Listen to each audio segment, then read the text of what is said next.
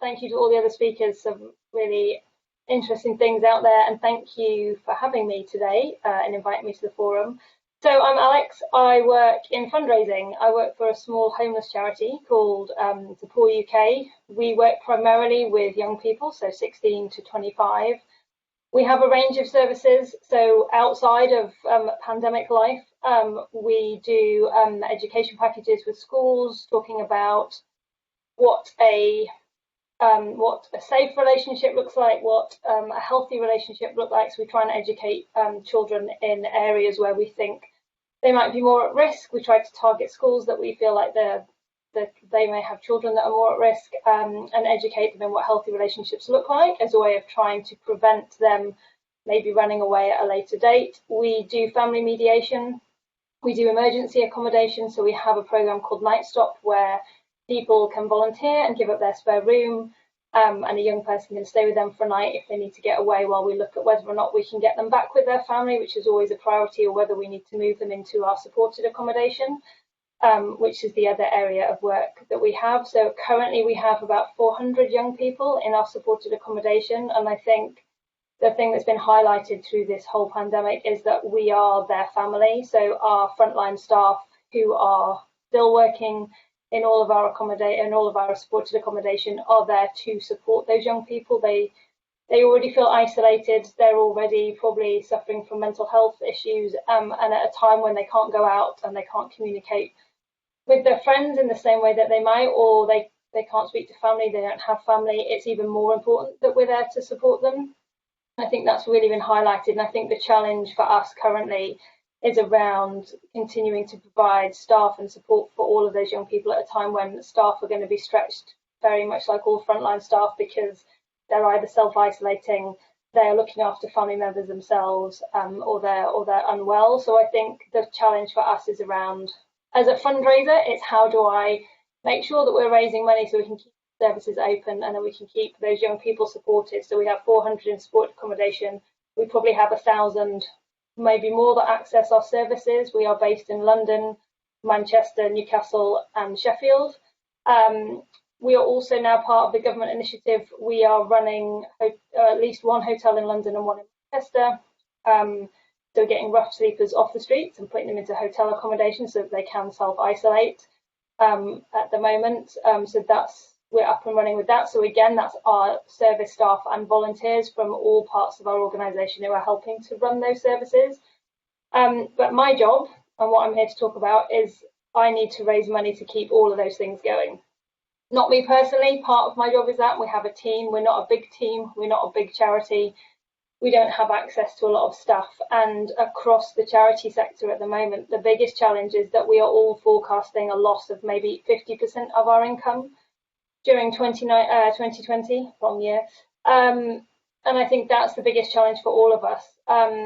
Our revenue streams traditionally are very much, the charity sector is moving more into the digital space, but traditionally has been very much face-to-face, and a lot of the fundraising that we rely on relies on us being able to go out into the community, going out to speak to businesses, building relationships, asking for donations. And I think at the moment, most of our income streams have ground to a halt, and very quickly we've all had to think about how we move more into virtual fundraising more than ever before. So every charity will now be looking at this. We recently launched an appeal. We started it last week.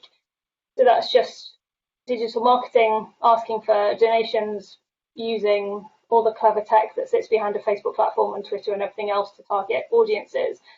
But the thing that I think we need to look at more is we can't just rely on appeals. I think what I'm seeing online and what I'm seeing from friends and family and just on my social media feed is people going and organising things in the virtual space. And for me, as a fundraiser, it's how do we encourage people to also raise money at the same time? So if you're doing something virtually, we would usually say if you're doing something at work and having a coffee morning and you want to raise money, then great. But actually now everybody's doing that online. So how do we start to encourage people to raise money in that virtual space? So the things that we've been thinking about are virtual products. So the really simple things we'd all think of, like a virtual pub quiz, which we're going to try and test out. How do we get that out there? How do we promote it? We'll look at that we're looking at that at the moment.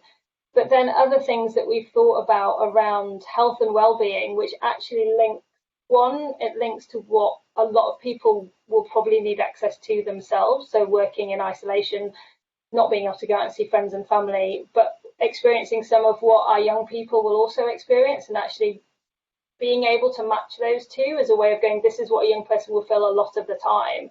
You're now experiencing part of what they're feeling. So how that's how we look at fundraising. How do we motivate someone to say, this is what it's like, so this is what it feels like, and if you raise money, it means that we can be there to support that person. So we're trying to think of ideas that would link to the services that we run. So health and well-being is one idea. Is there something we can do virtually that people can access and either donate towards, and they get the same thing every month and they make a regular donation every month? Is there an activity people can do together?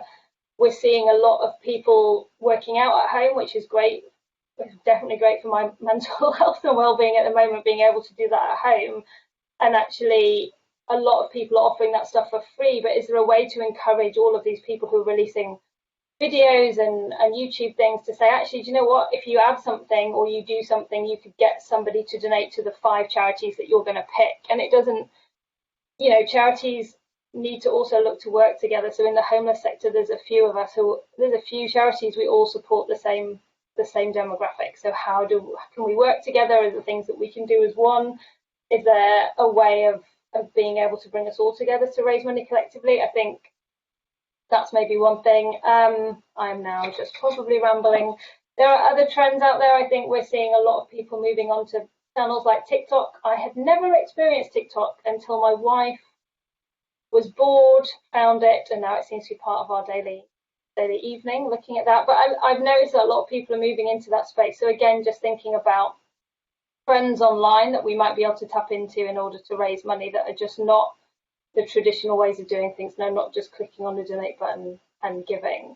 And I think for me, that's the biggest thing, is I want my team to be able to continue to support our frontline staff, and to be able to do that, we need to raise an extra £500,000 in the next sort of 3 months, and that's the sort of challenge that we're currently facing. So yeah, in a nutshell, I've been very speedy. Hopefully I've got everything in. There you go.